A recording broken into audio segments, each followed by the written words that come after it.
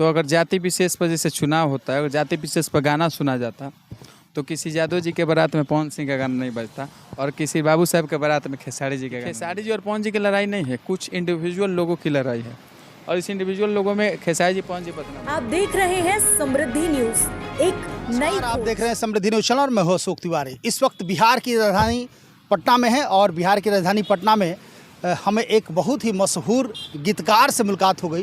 पवन पांडे नाम है और हमें जहां तक लगता है कि शायद ही कोई ऐसा होगा जो पवन पांडे को नहीं जानता होगा। और जितने भी अच्छे अच्छे कलाकार हैं, हमें जहां तक लगता है कि तमाम कलाकारों को गीत देने का काम करते हैं, विवादों से काफ़ी दूर रहते हैं। कैसे हैं आप? प्रणाम, नमस्कार। जितने लोग देख रहे हैं समृद्धि न्यूज़, सबको नमस्कार है, प्रणाम है। रोगों के गोर लगाता हूँ। बढ़िया। पवन जी लगातार शुरू से जिस तरह यदि देखा जाता है तो हम बात करें भोजपुरी जगत की, भोजपुरी फिल्म इंडस्ट्रीज में, तो खेसारी लाल यादव का कोई भी किसी भी तरह का कार्यक्रम होता है, चाहे उनका गाना रिलीज होता है, चाहे उनका बर्थडे सेलिब्रेट करना होता है, तो पवन पांडे की अग्रणी भूमिका होती है। इससे स्पष्ट जाहिर होता है कि अब तमाम कलाकारों के साथ तो ज़रूर है, लेकिन खेसारी लाल यादव को बहुत ज़्यादा मानते हैं। एकाएक इधर कुछ दिनों से देखने को मिल रहा है कि खेसारी लाल यादव के किसी भी इवेंट में आप दिख नहीं रहे हैं, किसी कार्यक्रम में दिख नहीं रहे हैं, तो आखिर पवन पांडे इतने उदास, इतने नाराज़ क्यों हो गए? क्या बात है? नहीं, नाराज़गी नहीं है। देखिए, मैं 15 मार्च को बर्थडे सेलिब्रेट किया था और उसके बाद अभी दिख नहीं रहा हूँ। ये वाजिब बात है, चूँकि मेरा एक्सीडेंट हो गया 29 मार्च को। उसके बाद 1 मई तक मैं थोड़ा व्यस्त था, मेरे पैर से लाचार था। अभी मैं फ्री हुआ हूँ। और दूसरी बात कि मेरा शुरू से एक वसूल है, चाहे मैं किसी के लिए भी काम करूँ, अगर मेरा गाना लिखा होता है और उसका मेरे गाने लिखे का इवेंट हो रहा है तो मैं ज़रूर जाऊँगा जी, किसी भी कलाकार का। और मैं शुरू से कभी देखिए मेरे फेसबुक से मैं कभी अपना ही गाने लिखने का ज़्यादा प्रमोशन करता हूँ, इसलिए कि कम से कम अगर हम लिख रहे हैं तो हमारे गाना का प्रमोशन अगर लोग नहीं करते हैं तो कम से कम हम करें। इसलिए कहीं कहीं कार्यक्रम में नहीं दिखते हैं। कार्यक्रम में दिखना ना दिखना वो अलग चीज़ है। और मोहब्बत अभी भी बनी है। देखिए, मोहब्बत बनी है खेसारी लाल यादव? आपको न्यूज़ नहीं दे तो ऐसा तो है कि आपसे मोहब्बत टूट जाएगी। अच्छा, ये बताइए कि अभी सुनने में आया है कि पवन सिंह को भी आपने गाना दिया है अपना। देखिए, विवाद बहुत, ये अफवाह फैला हुआ है। हो सकता है अफवाह सत्य भी हो जाए, हो सकता है कि बोलबम में भी आ सकता है या सत्य की संभावना है। सत्य की संभावना है। गीत जा सकता है पवन सिंह को भी पवन पांडे गीत लिख सकते हैं। कुछ कंपनी वाले लोग हमसे जुड़ रहे हैं जो पवन जी के गाने के लिए बोल रहे हैं और कुछ गाने हम तैयार भी किए हुए हैं और कुछ तैयार भी कर रहे हैं। हो सकता है कि आ सकता है गाना।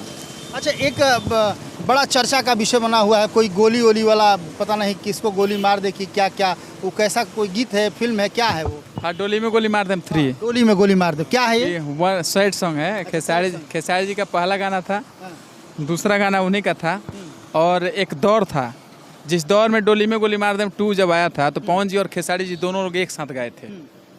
और मैं वो चाहता हूँ कि जब मेरा डोली में गोली मार दे 3 शूटे तो फिर दोनों कलाकार एक साथ गाए। पवन जी और खेसारी जी दोनों लोग एक साथ? दोनों एक साथ गाए थे स्टेज पे जब मेरा डोली में गोली मार दे 2 आया था। अभी भी वेब कंपनी के, चाहे मेरे पवन धुन चैनल पर जाइएगा तो उसमें देखिएगा पवन जी और खेसारी जी दोनों लोग का नाम डालिएगा।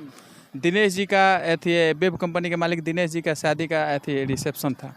उस रिसेप्शन में उसी टाइम मेरा गाना छूटा हुआ था 2018 में और 19 में उनका अथी मेरा दिसंबर में 22 नवंबर को गाना छूटा था और जनवरी में उनका रिसेप्शन था। उस रिसेप्शन में पवन जी और खेसारी से ज़्यादा पवन जी इस गाने को गाए थे, डोली में गोली मार दे 2। और इसी उम्मीद के साथ मैं 3 का डेट बढ़ा दिया हूँ। अच्छा, क्या बात है। देखिए, कुछ भी हो जाए भोजपुरी फिल्म इंडस्ट्री में, लेकिन जो अच्छे लोग होते हैं अपने उम्मीदों पर कायम रखते हैं। उनको आज भी इंतज़ार रहता है कि नहीं, एक दिन वैसा समय आएगा जब ये दोनों बड़े स्टार, दोनों दिग्गज स्टार, दोनों दिग्गज कलाकार एक प्लेटफार्म पर, एक मंच पर एक साथ होंगे। उसमें से एक है पवन पांडे। और पवन पांडे की हैसियत रही है कभी भी विवादों में नहीं आते हैं और हम चाहेंगे भी नहीं कि ये विवाद में है। जानना चाहेंगे अभी जिस तरह की स्थिति बनी हुई है भोजपुरी फिल्म इंडस्ट्रीज में, तमाम लोग जो कहते हैं कि हम पवन सिंह के फैंस हैं या हम खेसारी लाल यादव के फैंस हैं, या फिर कुछ लोग कहते हैं कि हम उनके गीतकार हैं, हम इनके गीतकार हैं, और इस तरह कह के जिस तरह का र्यूमर फैला हुआ है या यूट्यूबरों के साथ जिस तरह का किया जा रहा है, आपको क्या लगता है ये ख़त्म नहीं होगा? देखिए, क्या है कि फैंस का कभी बंटवारा नहीं होता है। इसलिए फैंस का बंटवारा नहीं होता। कि अगर फैंस का बंटवारा होता तो अगर जाति विशेष पर जैसे चुनाव होता है, अगर जाति विशेष पर गाना सुना जाता तो किसी यादव जी के बारात में पवन सिंह का गाना नहीं बजता और किसी बाबू साहब के बारात में खेसारी जी का गाना नहीं बजता। अगर आप गांव से रिलेटेड हैं, गांव में घूमते हैं, न्योता है करीब जाते हैं, तो ज़रूर देखे होंगे ये चीज़ कि ये किसी भी समुदाय का बारात हो, दोनों लोग का गाना बजता है। फैंस कभी बंटवारा नहीं करते हैं।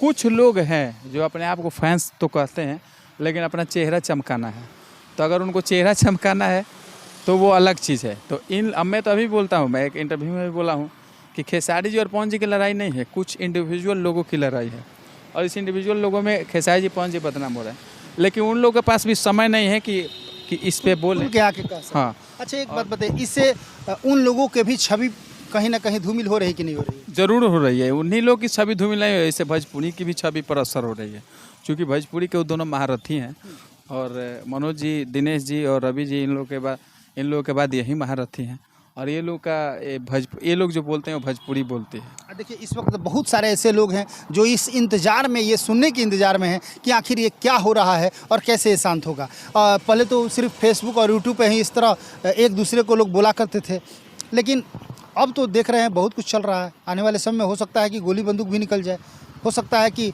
मर्डर भी होने लगे। तो ये आखिर कैसे समाप्त होगा, आपको क्या लगता है? क्या कहेंगे? किसी चीज़ का अंत होता है।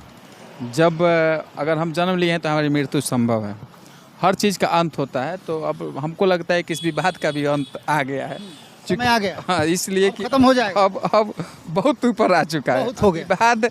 विवाद ही नहीं रहा, ये एकदम संग्राम क्षेत्र बन गया है। तो जब कलाकार एक संग्राम तक पहुंच जाए तो वहाँ अंजाम मिल जाता है। आप किसी को ये बनाए हैं कि नहीं अपने आप को कि नहीं हम इनके राइटर हैं, सिर्फ हम इनके राइटर हैं?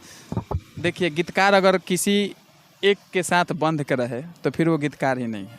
गीतकार खुला किताब है, आप जो भी पढ़ना चाहते हैं पढ़ सकते हैं। और जब हम गीतकार हैं तो हम मान लीजिए किसी के सिचुएशन के लिए गाना आएगा तो हम ज़रूर लिखें। अभी हमारा गाना का रील्स का ट्रेंड कर रहा है चिंटू पांडे का, तो अब हम सोचेंगे इनके हैं, उनके नहीं। अगर हर लोगों का ख्वाहिश होता है कि हमारा लोग गाना, भोजपुरी में लगभग लोग ने मेरा गाना गाया है। मनोज भैया, दिनेश भैया, पवन जी भी गाए हुए हैं, खेसारी जी गाए हुए हैं, रितेश पांडे जी, बहुत सारे लोग गाना गाए हैं। तो सब लोगों की उम्मीद है। अगर आपका माता रानी ने मुझे सौभाग्य दिया है कि मैं लोगों की उम्मीद पर खड़ा हूँ, तो किसी एक के लिए नहीं, सबके लिए काम करना है। ये देखिए पवन पांडे है और इनको भी कहा जाता है कि खेसारी लाल यादव के गीतकार हैं, लेकिन इन्होंने स्पष्ट बताया कि गीतकार किसी एक सिंगर के लिए नहीं होते हैं। गीतकार रियल में यदि समझिए, सही मायने में यदि कोई गीतकार होगा तो तमाम जितने भी भोजपुरी हो या हिंदी हो, जितने भी सिंगर हैं उन तमाम लोगों को गीत लिख कर दे सकता है। जो गीत गाना चाहे गा सकते हैं।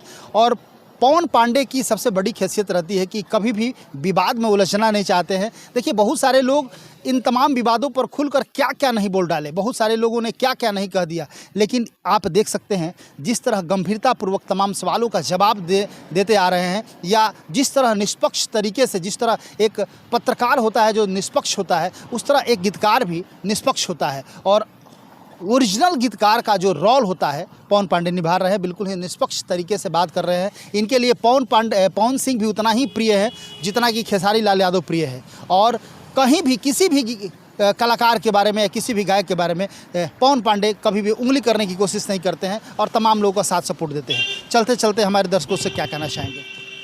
चलते चलते जितने लोग दर्शक देख रहे हैं समृद्धि न्यूज़ को सब्सक्राइब कीजिए, अगर फेसबुक पर देख रहे हैं तो फॉलो कीजिए और वीडियो अच्छा लगे तो ज़रूर शेयर कीजिए। लेकिन साथ ही साथ एक संदेश देना चाहते हैं भोजपुरी के उन तमाम कलाकारों के लिए और तमाम गीतकारों के लिए जो भी अगर इस भोजपुरी से नया जुड़ रहे हैं या पुराने हैं।